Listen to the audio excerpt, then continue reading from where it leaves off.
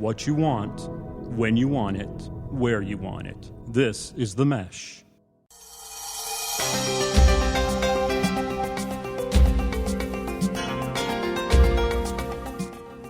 Welcome to the Caregiver Community, an educational forum for family caregivers where we hold conversations about the joys as well as the challenges of caring for our aging parents and for ourselves.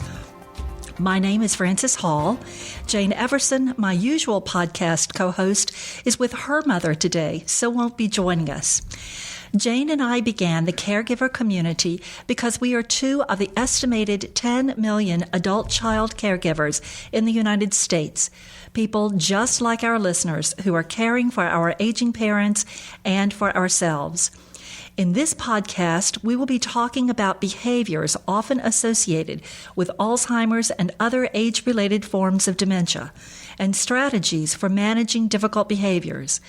We have additional podcasts on our website that deal with other topics related to Alzheimer's and other forms of dementia, and we hope you will listen to them also. My guests today are Ann Drummond and Janie Benton. Ann and Janie are registered nurses by training with years of experience. Both have found their passion and have excellent expertise in working with patients and families dealing with Alzheimer's disease and other forms of dementia. Ann is Vice President of Operations for Carillon Assisted Living and an Alzheimer's educator and author. Janie is Director of Clinical Services for Carillon and also an Alzheimer's educator. We are grateful to have you two with us today. Thank you for joining us. Thank you for having us. Thank you. A diagnosis of age-related dementias can be difficult for family members and loved ones to hear. Sometimes people with Alzheimer's disease and other age-related forms of dementia, as well as those with other health and medical conditions associated with aging, may behave in ways that are confusing, inappropriate, and sometimes even frightening. People living with some form of dementia may feel frustrated, confused, and angry, and those feelings can affect their behavior. Sometimes the person is unable to understand what is being said to them and unable to express their wants and needs by typical means or in ways that we can understand. So let's talk about some behaviors often associated with Alzheimer's and other forms of dementia and strategies for best dealing with them. What are some of the typical behaviors, particularly those that can be difficult to manage, that often accompany Alzheimer's and other dementias? What is it our loved one is trying to communicate through these behaviors? Well, first of all, I'm going to say, and Janie, you probably know what I'm about to say when we say behaviors. I don't like that word. What do I like to call it? Symptoms. Yeah. Symptoms. And not that behaviors isn't the best word. I think clinically we refer to these as behaviors. So I prefer to call it symptoms. It's a symptom of the disease. And I prefer to call it symptom because that's exactly what it is. When we have chest pain, we clutch our chest because it's a symptom of a heart that is not working correctly. When we have Alzheimer's and dementias, our brain isn't working correctly, and it creates the symptom of the way we act and the way we respond to our environment. And these symptoms come into play with how we conduct ourselves in our environment. And these things can be very frustrating for us as loved ones and as caregivers. And the reason they're very frustrating is we're used to the person as we knew them. They look the same on the outside. They respond to us physically in their appearance the same, especially initially in the disease process, yet they've changed how they present to us. So we use the word behaviors, and we'll stick with that word because that's the word we know. That being said... We can all learn, though. Well, that being said, I think we see things like repetition, echolalia, repeating the same word over and over or the same phrase over and over.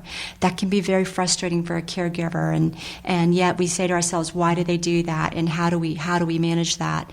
And we don't exactly know why. Sometimes it's the fact that the very neuron and the part of the brain gets stuck, we think, and sometimes it's also that's the only thing left for them they can do successfully. If we think about it that way, well, opportunities for success become less and less, and we all like to feel successful. So maybe all I can do today is sit there and say that same phrase over and over and over.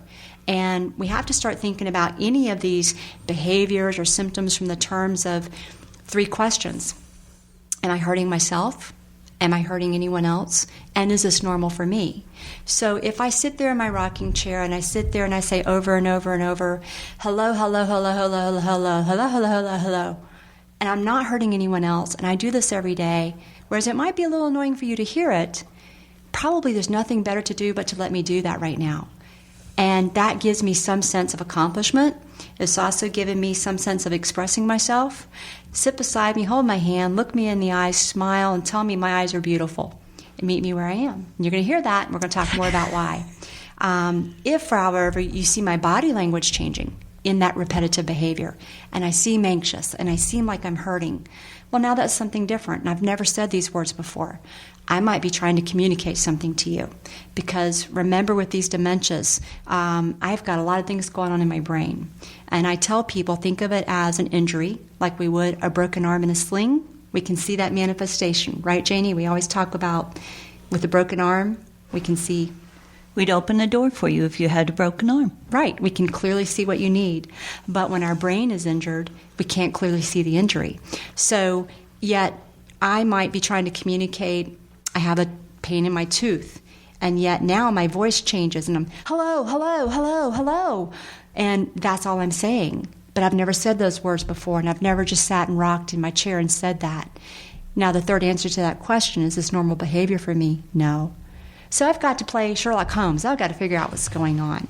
So repetitive behavior, that's something we'll sometimes see. I think it's important if those words, they've always said those words, but today they're louder, they're faster, they're more intense, their body language changes. They're trying to communicate even though they can't change the words, so you have to be attuned to that as well. Right. So you're looking for changes. Well, that's really, really concrete stuff to be looking for. That's excellent for us. Wondering. You hear that word all the time. What is wondering? What does wondering mean? I have a definition. Seeking a place, time, or person that does not exist in today's reality. And I'll tell you why I use that phrase versus just going out of the house and going down the road trying to get to the grocery store by yourself in the middle of the night, which is a more common definition of wondering. When someone starts trying to leave their current environment for another, it's a scary thing. I'm sitting in my house that I've lived in for the last 15 years, and I look at you and I say, I want to go home. Automatically, but Janie, you are home. But this isn't home.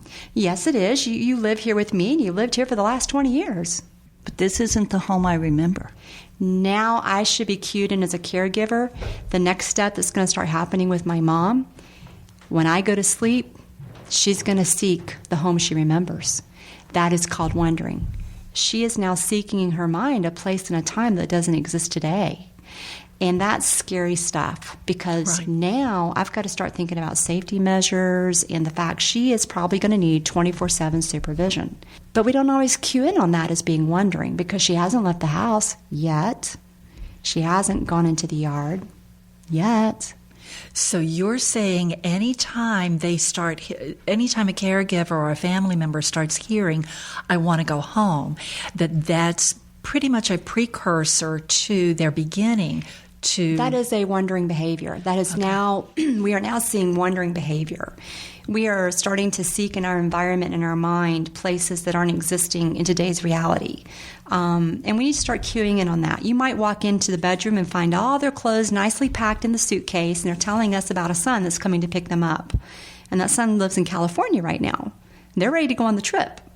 These are precursors to, I am probably going to exit in the near future my current environment.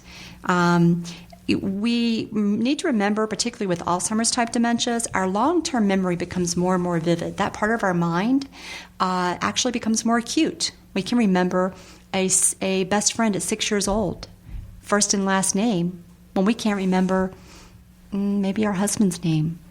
But that long-term memory becoming more acute causes us to want to return to those places and times in our lives. And we believe that's what drives wondering behavior.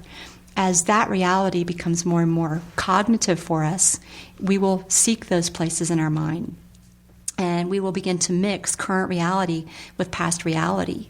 And we'll start to seek those dates and times. We'll try to go care for children that are now grown, those drivers in life. We've got to get the kids to school. We've got to go to work, even though we've been retired for 20 years. And we certainly have heard of parents that talk about that sort of thing, that it's an adult child, but they need to care for that child. Right. That they need to brush the hair or right. Whatever. What about when someone gets lost, that they just can't find their way back? Is that part of this wandering, or is that something different? Well, it's the same thing. Something caused them to lose reality at the moment as to where they are, and often that's the first thing that happens that causes us to seek a diagnosis. We'll hear that story.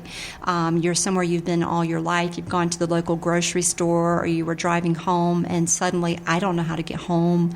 These moments cause us to pull over on the side of the road, and we've heard many times from first responders calling the family and saying, "Hi, we have your mother or your father, and the address is your home address," and they say they don't know how to get home. When it comes to wondering, you have to respond to it very delicately.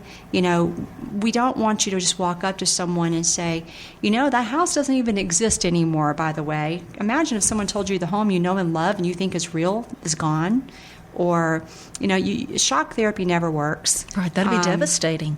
It would be. Or that their parents are passed away, because they will ask for their mom and their dad, and you can't tell them that they're passed away. And that's so sad. That's so sad to relive that grief. It is. Every time. So I mentioned previously, meet me where I am. And so any of these behaviors, the first thing we like to do is let's evaluate, first of all, where our mother or our father is at, or our loved one or the person we're caring for is at in their reality. Let's try to enter that reality first, because too often as caregivers, we want to bring them immediately to our reality and rescue, because that's what we do. We rescue, and we want to get them to a safe place. But we can't rescue until we know where they're at. Mm-hmm. And we've got to enter that reality to build trust, to bring security, for them to accept us. So if we know their reality is a home that existed 20 years ago, and a place and time where maybe they are trying to get a child ready for school or home from school and so forth, well, let's enter that reality and assure them, okay, I can help you with that, and let me see what I can do to get you there. And as we're entering that reality, then let's think about where we want to get to from there, which is R&R. You like R&R, right? Right, sure. What does R&R stand for, Janie? Rest and relaxation. Well, it can stand for something else, too. As caregivers, we all want rest and relaxation, right, Frances? Sure, absolutely. Sure. But when it comes to dealing with dementias, we have to know how to redirect and reminisce. So once we meet them where they're at, once we bring them the comfort and peace that we can accept their reality, we walk beside them in that reality, then very quickly, let's do some redirection. Let's do some reminiscing that brings them to a different reality. Because remember, the short-term memory is gone. That is the very nature of Alzheimer's and Alzheimer's type dementias. So we can reset that reality. And as we reset the reality, we've done some redirection.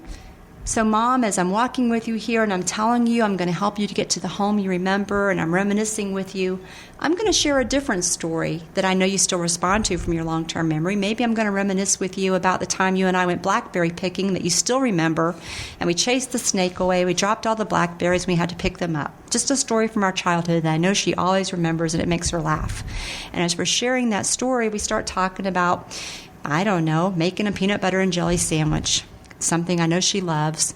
And next thing you know, we're in the kitchen making a peanut butter and jelly sandwich, and she's no longer focused on home. We redirected, we reminisced, and we did it in a way that I never once had to tell her, home doesn't exist anymore that you're remembering.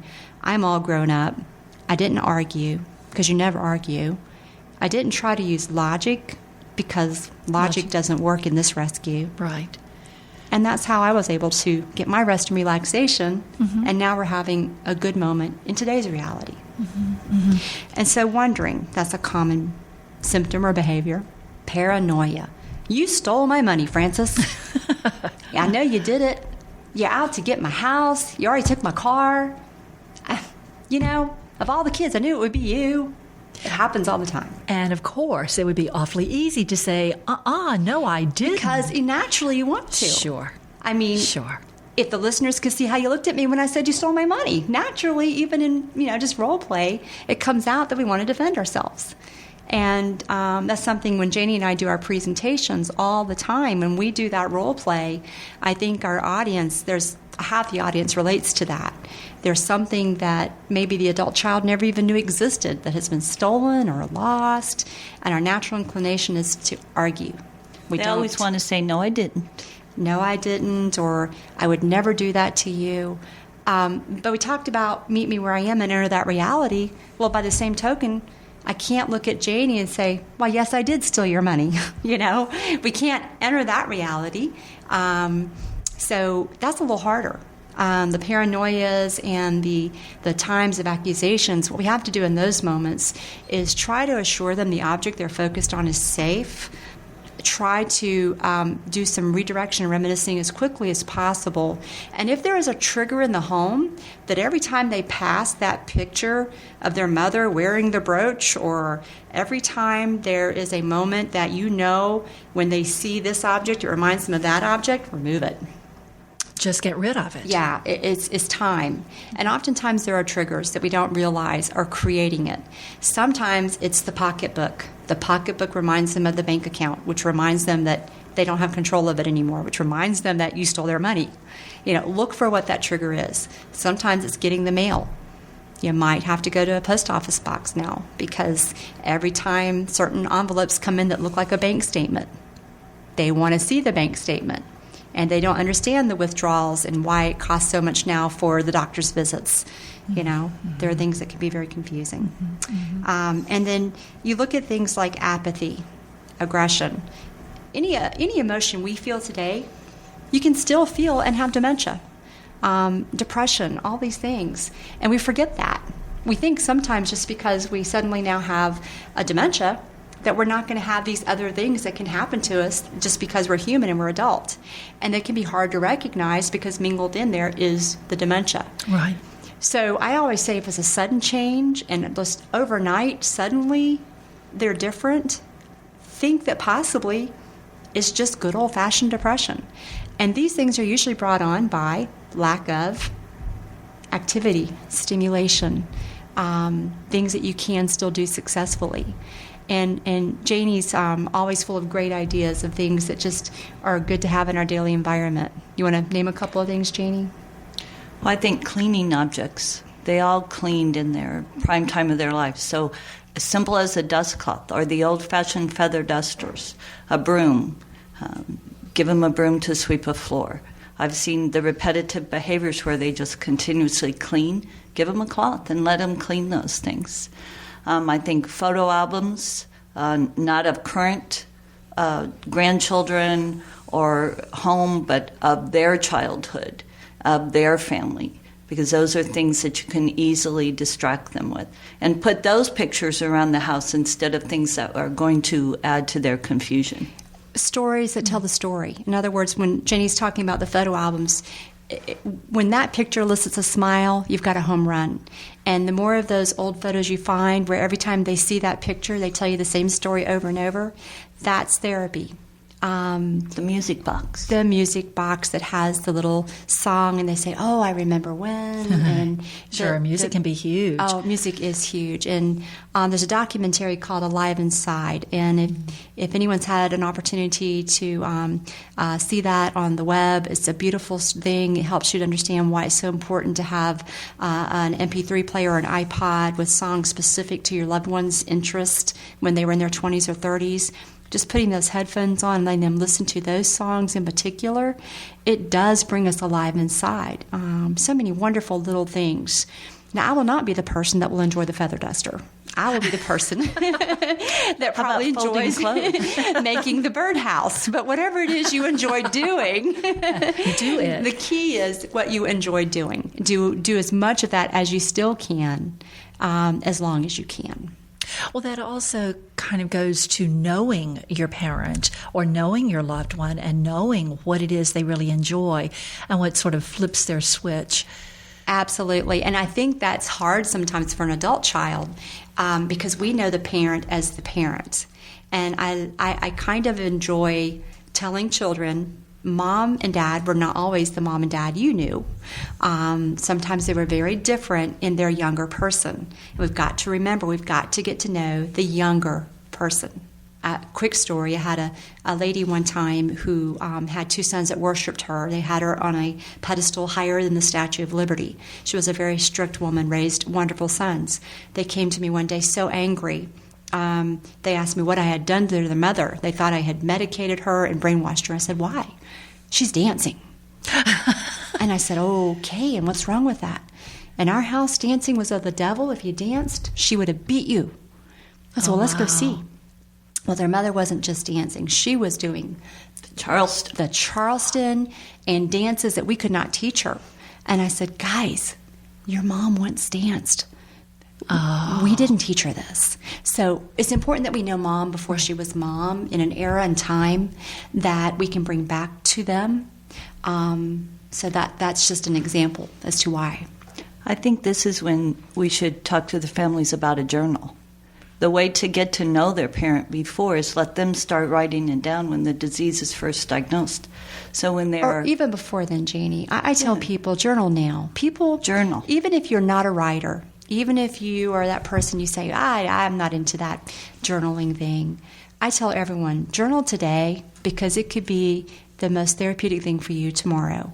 We know the statistics. 1 in 8 people over 65 have Alzheimer's, even if they haven't been diagnosed. 1 in 2 over 80. Isn't that horrifying? It is a horrifying number. Yet, remember the movie, The Notebook? What was the most therapeutic thing for her and her husband toward the middle and latter stages of her disease process? But the journals she started in her 20s. As he read those stories back to her, they became what brought her back to him on certain days and certain times. And when we journal our life stories and we take the time to do that, that is what lets us connect back to ourselves if and when it ever becomes needed. Plus, you know what? It's just a good therapeutic thing to do. It's good to write down those good stories. Oh, absolutely. It's wonderful. It's wonderful. But what if we are now at this point and mom or dad is far enough along, they're not so far into it, but they're far enough along, that they didn't journal. We don't have that. And Janie, you talked about photos and photo albums. Is a good thing to do, to bring out the photo albums and sit with our parent and just let them tell us the stories of those pictures and those people. Even if they're not true, they're true to them. Right. Local authors, illustrators, and storytellers come together to create Storytime Station at The Mesh. Storytime Station is a video podcast that works as a virtual storybook. Each show features a new children's book and new reader, so gather the whole family to listen, learn, and laugh at Storytime Station on themesh.tv.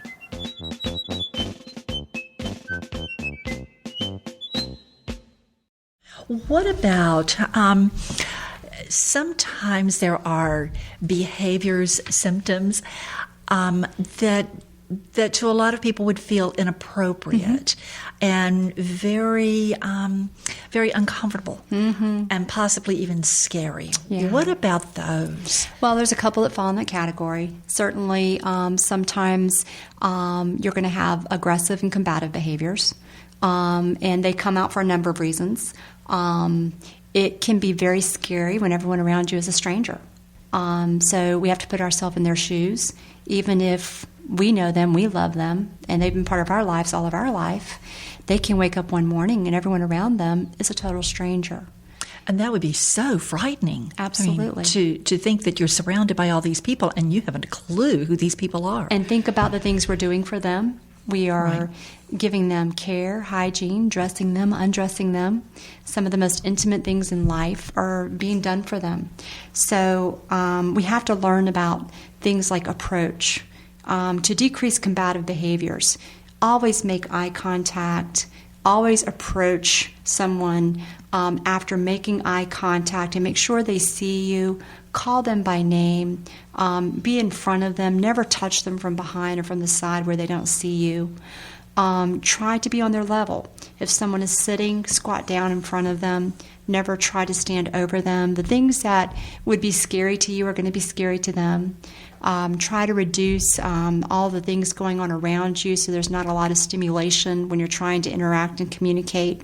Make sure the environment is as peaceful and conducive to positive interaction as possible. Chaos creates chaos. That's true. So those are some of the things that you think about with things that are going to create combative behaviors. Hygiene tends to be a push me, pull you. We tend to want to control the things we can for as long as we can when we're losing control of everything else. Sure. So what things do we tend to want to assert our control over?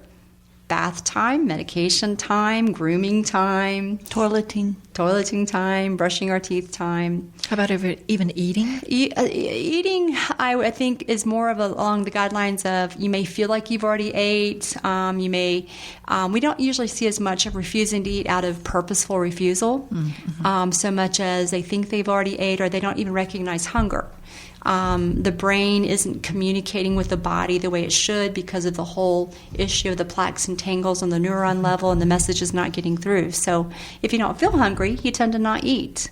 I think there's some mimicking done with eating as well. So if the loved one would eat with them, they're going to mimic that because it's just a natural reaction to that. So you have less behaviors with eating than you will with toileting or Well, bathing. actually, Janie is on a wonderful point with mimicking in general with all of these things. Mimicking is actually one of our best friends when it comes to any of these tasks we're talking about, whether it's brushing our teeth or brushing our hair. Taking medicine. The ability to mimic is one of the last skill sets that we lose. So if in any way we can do the task with them as much as possible, and we're doing it in a way that they are able to watch. You've heard of hand-over-hand guidance and starting them with the task.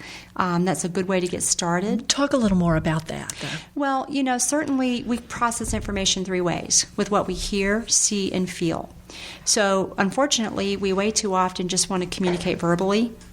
But for the message to get through to the Alzheimer's or dementia brain, to present the information in all 3 ways at one time, you're going to have higher success. So if I'm going to go help someone brush their teeth, if I hold the toothbrush up and the toothpaste up, and I let them see it, and I say, it's time for you to brush your teeth, I've now processed auditory and visually, and then if I put the toothbrush in their hand, now I've also processed with the tactile. So I've got all 3 messages going at one time. I've just tripled my opportunities for success. They may, by that point, take over. If not, now hand over hand, I guide them, and I put the toothpaste on the toothbrush, and I tell them what I'm doing. I'm now putting the toothpaste on the toothbrush for you, which now I've just, again, tripled my opportunity for success. They may take over the task. And if not, now let's start brushing your teeth. Hand over hand, I guide them. Very different than our common approach, which is just brush their teeth for them because it's easier and faster. When you start learning hand over hand using auditory, visual, and tactile cueing, what you'll find is many times I might just take the task over from you right in the middle of it on certain given days because today the message got through. I tell people, picture a cobweb. What do you see in a cobweb but a fly caught? That's kind of what happens with the messages in our brain when it comes to these plaques and tangles. Sometimes that fly gets lucky and he gets through. We want to give that message the best opportunity possible to get through. And that's what auditory, visual, and tactile cueing does. So when it comes to these combative behaviors that we sometimes see with these tasks we just talked about, giving it your best opportunity for success comes this way. And Janie has some great recommendations, particularly for bathing. Well, I think it goes back to what you talked about earlier, is to know your loved one. And I always think of my mom. She used Dove soap. So if I took Irish Springs, had a cold shower, and told Mom it was time to take a shower, she wouldn't do it. But if I showed her the the Dove soap, I made it wet because it has a particular fragrance. She loved light blue towels. I would have a light blue towel and a light blue washcloth. I would have the shower or the bath already turned on, so the room was warm. I would be much more successful to get my mom in that shower than if I just said, Mom, let's go take a shower, because she would never do that. She would tell me she already did it. She had her bird bath. That was what she said. I've already done it, but you would get much more success from your loved one if you know them. And I remember during a presentation that you all did that you talked about presenting the towels in a really nice, attractive looking package, if you will. Folded, and it looks inviting. Right, it's familiar. Right. It's what they liked. It's what they did. If there was a particular talcum powder or a cologne that they usually would put on after the bath, let them smell that prior to the bath. If there's a particular color, get towels in that color. Whatever you can do to simulate someone's particular likes, then they're anticipated. And always have the bath ready prior to going in. Just the sound of water going in a tub or a shower can be kind of scary. If you're trying to get everything done and prepared and bringing them in at the same time, you're chasing them as you're getting everything done. The more you can have everything ready so that you just bring your loved one in and all they have to do is slip into the tub or slip into the shower, even some soft music that they like playing in the background, everything ready, anticipation, 5-star hotel, it's all about them. Well, one of the things I'm hearing from you all, a couple of things. One is the preparedness.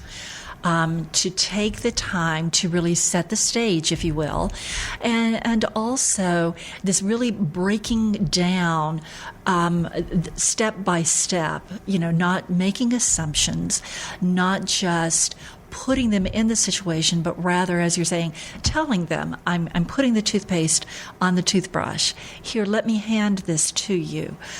Even guiding them with your own hand, that we as adults, and particularly adult children, adult child caregivers, so often we're just overwhelmed. It's just, how can we get through this the fastest? But what you're suggesting is that by slowing it down, that it can be much more successful. And so sort of that putting the time and energy and effort in at the front end then will help the success rate, help it be much more pleasant for everyone. Yes. And really, in the long run, it will make things go better and maybe quicker. I was going to say save time. Yeah. If you do it slower, because it's not on your timetable.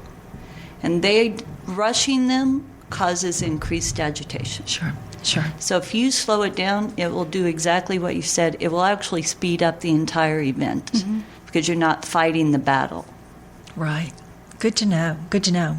Well, a lot of these things are communication of some sort, communication, both from us to our loved one as well as from them to us. But what happens when a loved one is no longer able to communicate clearly? And there is something you talked earlier about, behavior or symptoms being different. It's very different, and so something is going on. How do you determine what is going on? That it's a toothache, it's pain, and because they can't tell you that. Well, that's where you have to look for patterns, and you have to know. And we know our loved ones. We can look at them and tell. How many times have we looked at our mother, our father, our loved one, and said, "You're different today." In our mind, you look at them and you think there's something different about them today. And oftentimes, we want to accept the presentation as what they're trying to tell us. And we'll share a great example of why not to do that. So I think you've seen the presentation where Janie's doing some role play and she's going around patting people on the cheek and laughing. Right. Now, that would suggest that she's happy and, she's not hurting anyone. Go back to our 3 questions. Is she hurting herself? Is she hurting anyone else? No. And is this normal behavior for her? And in that particular role play, we said, no, this was not normal behavior for her. She's never done this before. So that would tell us that we need to think about what could she possibly be communicating. And we had over 100 people in the room tell us, well, she's saying she's happy today because she was patting cheeks and laughing. We wanted to accept that as the reality. Yet in that particular scenario, the person she was emulating actually had a horrible tooth abscess. And that was the only way they were able to communicate. They did have that point in the disease process where they had lost speech. We have seen people with Alzheimer's and Alzheimer's type dementias walk on broken bones. We've seen them, not be able to communicate and or even recognize the level of pain that's typically associated with certain injuries simply because, go back to our spider web, the brain has tangles and plaques and things in our brain that block signals. We have to remember this because we communicate differently.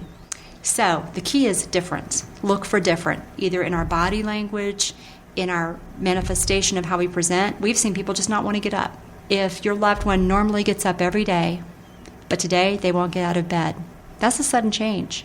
So my recommendation, Janie's recommendation, what we normally tell people, if you have a sudden change, go through first your usual list of suspects: hungry, tired, cold, hot, bathroom, and go for environmental things. All those things are set aside and solved, and the change is still there. Now it's time for medical evaluation. There could be a urinary tract infection. There could be some other infection. There could be something else going on, but it's time to see the doctor. Good advice. Good advice. We've talked some about environmental triggers, and we've talked some about keeping loved ones engaged. But are there some other things that we want to make sure people hear about those two issues? Well, the environment is very important. I think that too often it's easy to we want to put them in bubble wrap. We want to protect them from everything. And sometimes by doing so, we take away opportunities for success, individualization, socialization, and that's not good. We've learned over time now that engaging ourselves socially, cognitively, physically can delay progression of disease. And yet those become challenges for us when you have dementia. So we're working very hard to find ways to say, how do we do this? Popping up all over now is something called memory cafes. Sure. I think that we want to make sure that if you haven't heard of what one is, maybe go out and research that and get on the internet and pop that in there, and you'll see probably somewhere near you is a memory cafe. It's a wonderful concept. It's where you can go with your loved one or the person you're caring for and just get out of the house with people who understand, people who have dementias and their caregivers, and let your hair down, have some coffee, enjoy an activity, and relax. We want to make sure that we understand that activities aren't just things that have to be grandiose. They can be simple.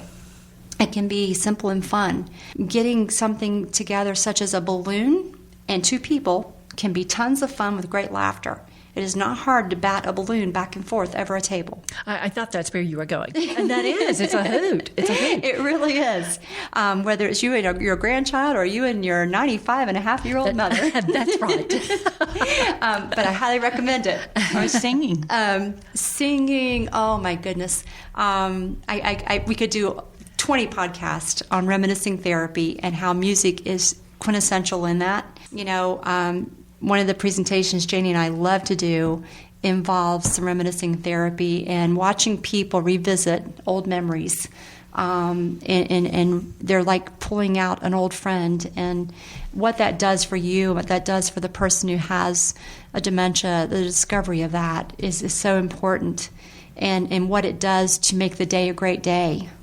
So those are just some examples, whatever we can still do, we need to do as much of it as we can. But it should be enjoyable for the individual. Remember, don't put your own preferences and likes above theirs. And just because you like it doesn't mean they do. So read them, and if they're frustrated with it, if they're not enjoying it, move on and find something they enjoy. And that's the real bottom line, isn't it? To really, truly meet them where they are. Absolutely. Not where we are or where we want them to be. Right. And I think, too, we have to think safety. Oh, sure. Cleaners look like Kool-Aid. Clorox looks like milk. And ingestion is the number one cause of injury for people with dementias. We don't understand. We don't know the barriers of what we can and can't drink and eat. Certainly a man who's always worked with a skill saw and woodworking, if he can still access it, guess what he's going to want to do? Sure. He's going to want to go out to his shop and work with wood when he can. And these things that we have to be careful of. And just saying, no, Daddy, you can't go out and do that anymore, is probably not going to cut it. Make him mad, make him want to go do it even more. Right, So right. we do have to make sure the environment is safe based on their cognitive function. That's sort of the number one, is safety is not negotiable. It's not, but yet for that same individual, find something he can still do. So can he sand wood and be able to put some things together using glue and still make a birdhouse? Probably so. Right, So right. just some examples. Right. Let's talk for just a moment. You all have covered so much good information. Sundowners. Sundowners is a concept that lots of us hear about. It was something that they even talked about with my mother-in-law. Talk a little about sundowners and what that is, what that looks like, and how to help with that. What's actually, it starts as the sun goes down. You'll see them start to revert to a different time and a place. That may be where you start to see wandering. They're looking for something that doesn't exist. I've seen them start packing because they're going to go home. So those are behaviors that you are going to see sometimes the same time of the day. I used to be able to set a clock for a resident who wanted to go home and was at a door around 4:30, 5 o'clock at night. And there is just something about the sun setting that really triggers. It's your clock inside. It's usually more a schedule someone once had in their own life. Maybe it could have been when someone once cooked dinner, or maybe when someone once went to work on second shift, or some internal driver. It could also be a trigger that's environmental. Sometimes the blessing is it can be as simple as just turning the lights out. For some individuals, you can solve sundowners by leaving the light on when you go to bed. But again, going back to Meet Me Where I Am care philosophy, it's our reality that you turn the light off when you go to bed. Right. When you turn the light off, shadows come out. Your vision's impaired and you have dementia. So someone turned the lights out and shadows are out. You don't realize that now, because I have dementia and I have a cataract and astigmatism, the shadows start moving and I'm scared. And these shadows are what are making me get up and go seek people. But now maybe if you leave the light on, you've solved my sundowner syndrome. So we start on the simplest plane possible and we rule out those things that it might be. Is it simply because when the lights go out, I want to get up? Let's try that first. Did that, didn't work, wasn't that. You weren't one of the lucky ones. Let's dig a little deeper. Maybe I'm not getting enough activity during the day. I could be one of the next level of lucky ones, simply by increasing my daytime activity, getting me up earlier in the day, and getting me more on a schedule. Oftentimes we find people that are more prone to sundowning have a little less of a schedule. They don't eat at the same time, their 3 meals. They don't get a good snack before going to bed. Some people just get hungry at a certain time, and by that, we give them an evening snack, and they stop sundowning. Interesting. So those are some of the things we try to do. So now you've got them where they get up at the same time each morning, earlier in the day, they're on a routine, they get a snack at night. All these things have been tried. They are still sundowning. You might talk to the physician to look at their medications and see if there's anything that can be done. Make sure they're not getting too much caffeine, particularly late at night. Make sure there's no other causes for it. In the very rare case, there are some that there's nothing you can do, and they could have been that night owl. I know a lot of us are like me. You have these young men, young sons in your life. My son will be, if he's ever one of those people later in life that get Alzheimer's, the guy that stays up all night. There's many in our younger generation, they don't know the meaning of cut it off at night, you know? Right. There are people that have lived their lives that way. So you're not going to change that lifelong habit. So again, going back to what is familiar to them, which is kind of a theme in this whole thing. You made a statement, said something just a second ago about medication. Let's talk for a moment, because I know there are some medications out and there is some really exciting stuff going on with pharmaceuticals. Talk a little about the medication. Well, we'll begin with what we have presently. We all know about the cholinesterase inhibitors, and I think that most people know by now what they do, but just to make sure, because I still hear of some people that say, you know what, I stopped giving him that Aricept because it's so expensive and I just didn't see it working. And I want to make sure people understand that the medications we have out there now, Aricept, Exelon, Namenda, whatever it is that your loved one has been given, you're really not going to see improvement. They're not designed for that. To date, the medications that we have, they don't improve the dementia. They don't slow progression. What they do is they actually just help the brain communicate its best possible self within itself. Aricept helps on the neuron level to help the brain on the neurotransmitter level get the messages through. Medications like Namenda, they decrease certain chemicals that might otherwise decrease the brain's effectiveness. But there is something new out there that I've heard something about most recently that is in a phase 3 level of testing. That's pretty far out there, isn't it? Yeah. It's being nicknamed SOLA, and I may not pronounce its clinical name correctly. Solanezumab is the full name of it. And what it is a humanoid monoclonal antibody. That's a mouthful. It is. So it's unlike anything that's out there, but the really encouraging part about it is in its clinical trials compared to the placebo group, it actually has slowed progression. It's actually shown the ability to actually bust up or actually decrease some of the plaques and tangles in the Alzheimer's brain, 34% compared to the placebo group.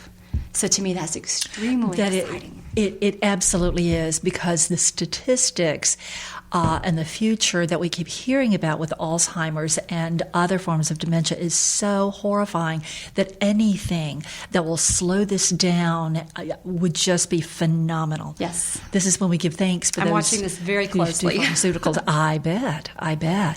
That's really good to know. Yes, we will definitely keep an eye out for all of that. I want to go back. I want to summarize everything that you've said with the 3 questions for people to continually, every day, ask with each activity. And those were, are they hurting themselves? Mm-hmm. Are they hurting others? And is the behavior or the symptom different? Right. Is that correct? Right. Okay.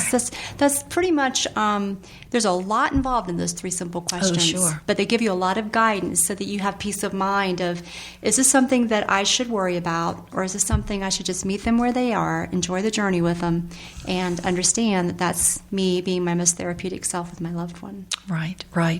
We could go on and on and on, and I would love for us to do something on, what did you call it, reminiscing therapy. Mm-hmm. So we might try to take a look at that podcast in the future. We are very, very grateful. Thank you to both of you, Marianne and Janie, for being with us with this podcast. And we want to thank all of you who are listening. Thank you for listening to the caregiver community. We hope you have enjoyed this podcast and that you have learned something new about behaviors, symptoms, often associated with Alzheimer's and other forms of dementia. We also hope you have learned some strategies for managing the more difficult symptoms related to the diseases. This program is part of the MESH network of online shows and podcasts. You may learn more about the MESH and check out other programs available for free at www.themesh.tv. That is www.themesh.tv. On that site, you can also send us a question or recommendation for future show topics using the Contact Us button. We also encourage you to find us on Apple iTunes, where you may subscribe to our show and make sure you receive all future episodes sent to you automatically. You will find a link to the MESH website on our ACAP community website to subscribe. And if you would like more information about ACAP Community, our local chapters, or additional resources for adult-child caregivers of aging parents, please go to our website, www.acapcommunity.org, and that is ACAP Community as in adult children of aging parents. So www.acapcommunity.org, or call us toll-free at 877-599-ACAP, which is 877-599-2000. 888-888-2227 or email us at info@acapcommunity.org. Thank you for listening, and many thanks to you, Marianne and Janie, for sharing such great information with us. Thank you. Thank you.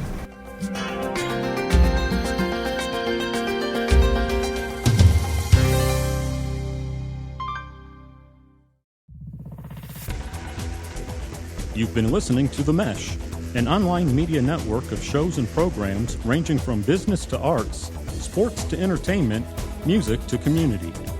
All programs are available on the website as well as through iTunes and YouTube. Check us out online at themesh.tv. Discover other network shows and give us feedback on what you just heard.